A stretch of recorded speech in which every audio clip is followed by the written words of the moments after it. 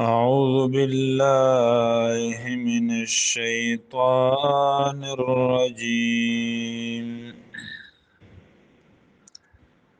والذين او دا متقیان حغا کسان دی یؤمنون چی ایمان لري بما پا اغا کتاب و سنت انزلا چی نازل کرے شوه دے الیک تاتا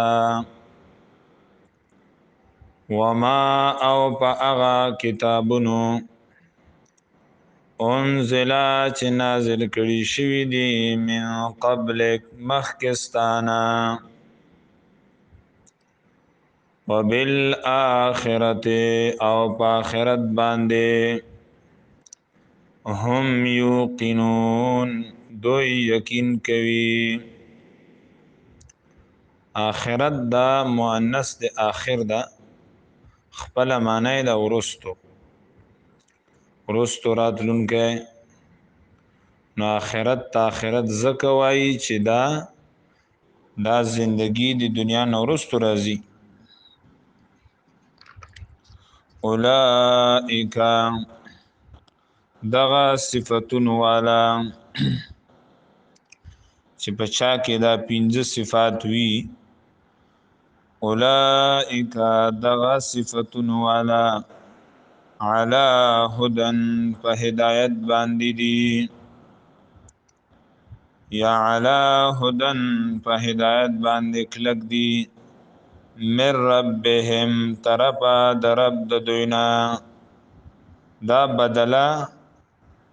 الله په دنیا کې ورکړه چې هدایت دوی ته نصیب کړ او هدایت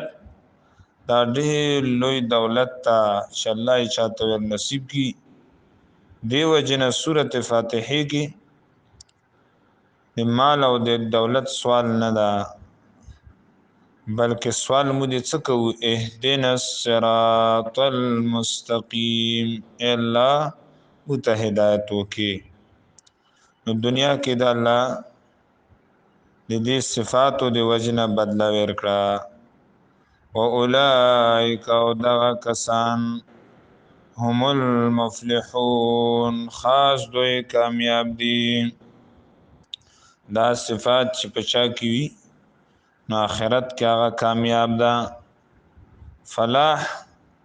هغه کامیابی ته ویل شي چې اړو جهنم ته لاړ نشي او د اول نه جنت ته داخل شي په دې آیاتونو کې یو دوی فائدې یو دادا مو معنا وکړه چې متقیان هغه کسان دي چې ایمان لري په هغه کتاب چې نازل کړي شوی دی تا نو مراد قرآن ده او د هغه سره احادیث د رسول الله صلی الله علیه وسلم نو د الیک ټکی نه معلومیږي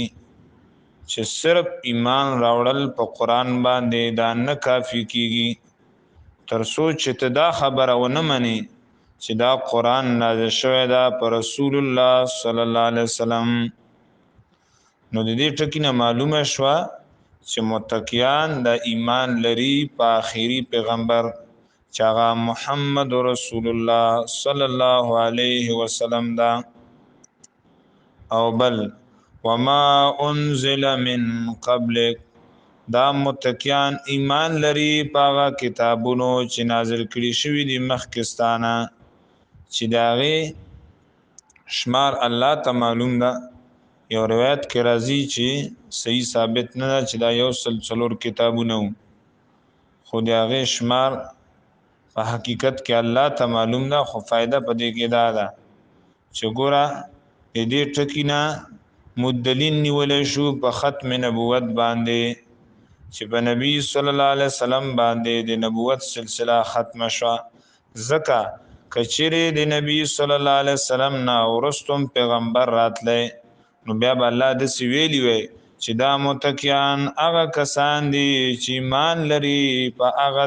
چې ورستو بنازلېږي د نبی صلی الله علیه وسلم نا به د سویلی وي و ما انزل من بعدک خو چون کې د رسول الله صلی الله علیه وسلم نورستو پیغمبر ناراضي نو زکه دا ټکه نه دی ویل نو دا دلیل شو په ختم نبوت باندې